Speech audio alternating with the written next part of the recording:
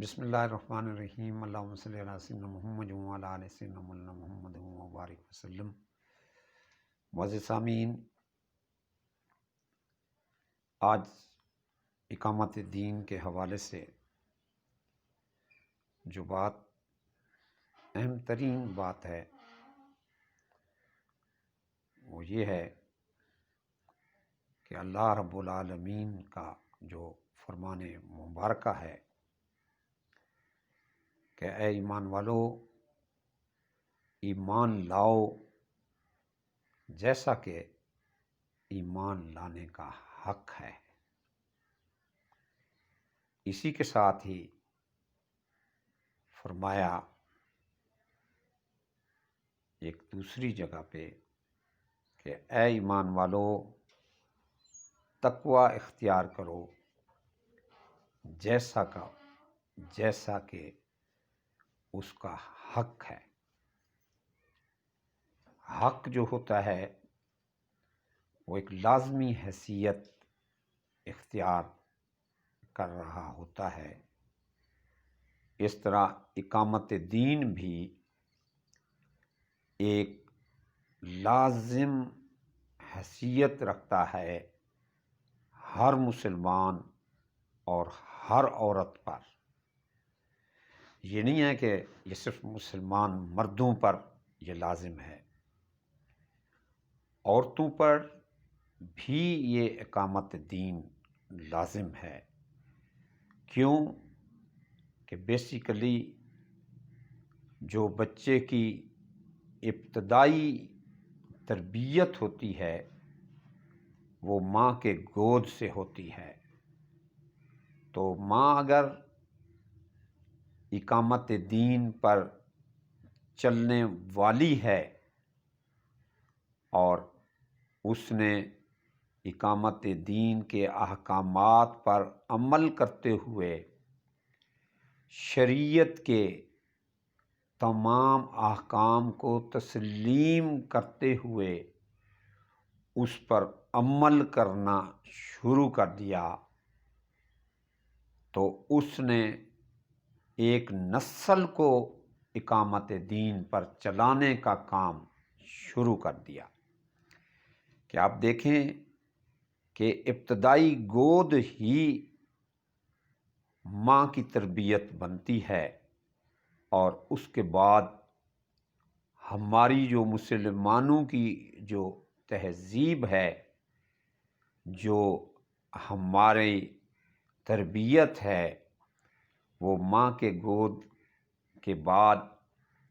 مسجد کی تربیت آ جائے جیسا کہ پہلے آتی تھی۔ آپ لوگ دیکھیں کہ میرا دور یا آپ کے بزرگوں کا دور بالکل اسی طرح کا دور تھا۔ اس سے پہلے ہمارے اسلاف کا دور، اس سے آگے خلفائے راشدین کا دور، اس سے آگے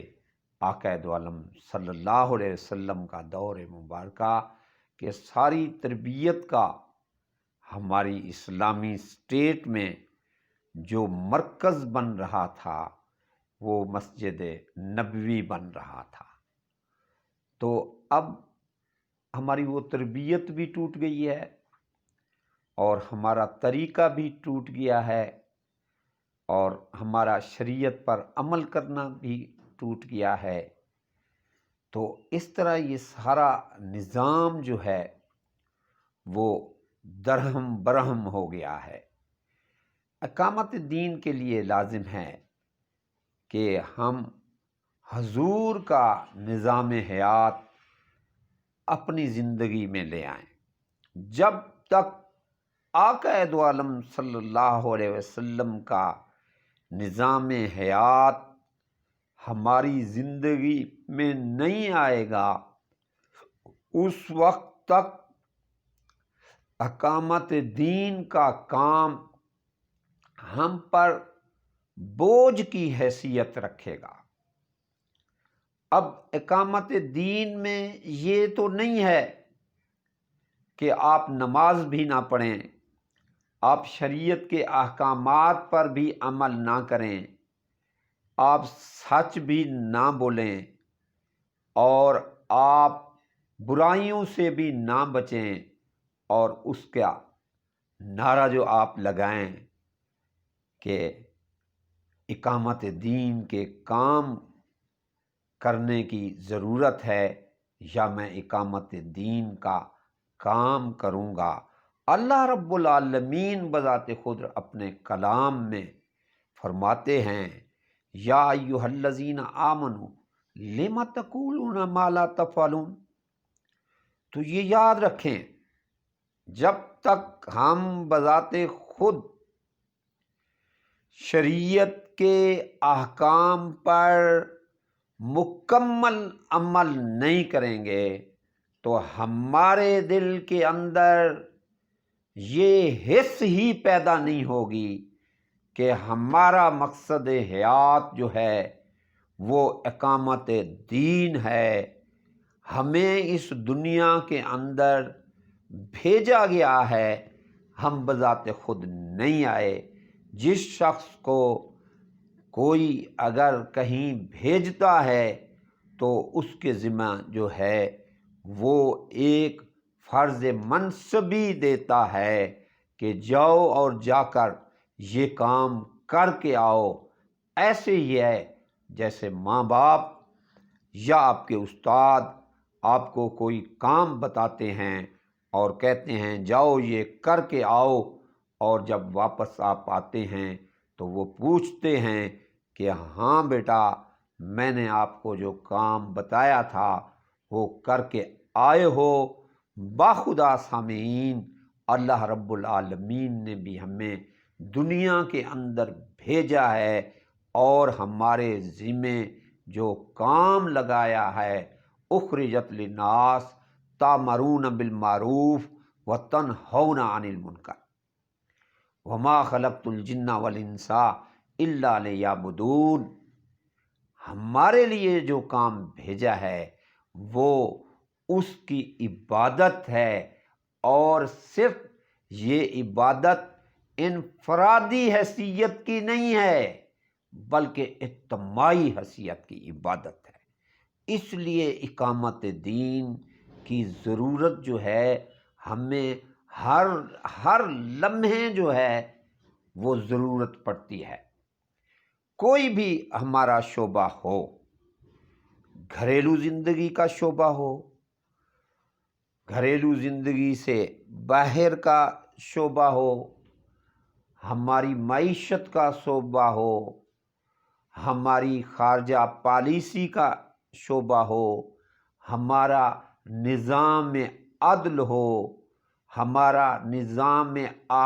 اخلاقیات ہو، ہمیں ہر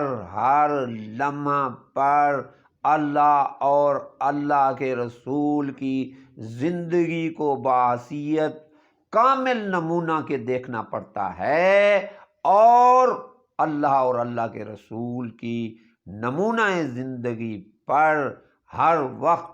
عمل کرنے کا ہمیں جو ہے وہ حکم دیا جاتا ہے۔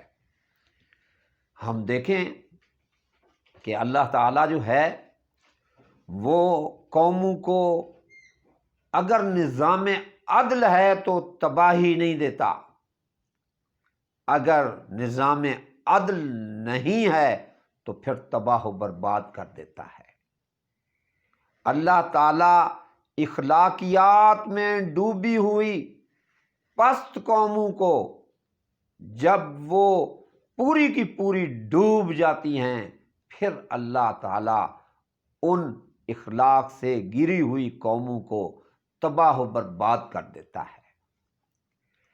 اللہ تعالیٰ ظالم جب ظلم کی انتہا کر دیتا ہے تو اللہ رب العالمین اس فرعون اور اس نمرود کے لیے اللہ رب العالمین ہر حالت میں موسیٰ پیدا کر دیتا ہے۔ آپ دیکھیں کہ عرب کی بگڑی ہوئی قوم کے لیے اللہ رب العالمین نے کیسا روشن چاند منور کر دیا، جس کی بدولت جزیرۃ العرب میں ایسا نظام عدل آ گیا، ایسا نظام اخلاقیات آ گیا، ایسا کلہم خوبصورت نظام حیات آ گیا جو ایک مکمل ضابطۂ حیات کی حالت میں چلا گیا۔ تو ہمارے لیے ہر وقت اللہ رب العالمین کے دین کی فکر اور عمل کرنا لازم آ جاتا ہے۔ یہ جو میں نے ابتدا میں آیت کلام اللہ کی بات کی ہے کہ ایمان لاؤ اور ایمان کا حق ادا کرو، یہ ایمان کا حق ہی اقامت دین ہے کہ ہم اپنی سطح پر اللہ پر یقین رکھتے ہوئے، یقین محکم ہو،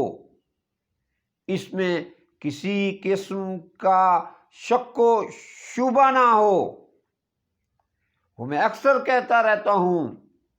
کہ اللہ سے ہونے کا یقین دل کے اندر بیٹھ جائے اور اس پر